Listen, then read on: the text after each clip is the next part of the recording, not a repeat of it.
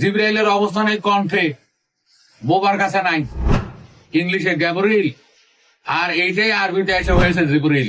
মুসলমানদের আল্লাহর বাস্তব চরিত্র না, এটা হলো মানুষের তৈরি পৌরাণিক পৌরাণিক শিল্প দ্বারা সাহিত্য তৈরি করে আল্লাহ নামক এই চরিত্রটা তৈরি করা হয়।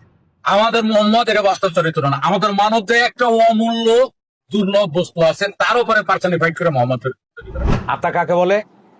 এই দেহের বিদ্যুৎ শক্তিকে আত্মা বলে। এই বিদ্যুতের কারণে এই দেহের প্রতিটি কোষ বেঁচে থাকে।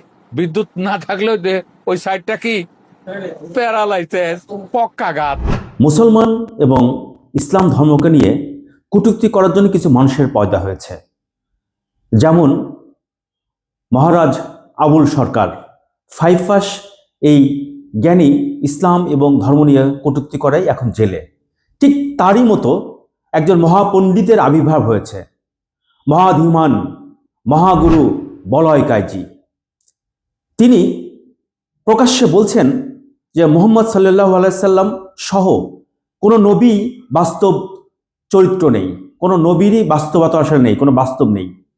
ওই মহাপণ্ডিত আরো বলেন যে মুসলমানদের আল্লাহ সেটাও নাকি বাস্তব চরিত্র না, আল্লাহ মাফ করুক। তিনি ওই একই জায়গায় বলছেন, একই জায়গায় রাম, শ্রীকৃষ্ণ, গৌতম বুদ্ধকে একই রকম একইভাবে উল্লেখ করেছেন। মহাধীমান বলন কাইজি তিনি জিব্রাইল আলাইহিস সালাম সম্পর্কে বলেছেন উনি ফেরেশতা না, উনি আসলে জিব্রাইল মানে হচ্ছে কথা, এবং বুবাদের সাথে জিব্রাইল নেই। তিনি বলেন জিব্রাইল মানে কথার দেবতা।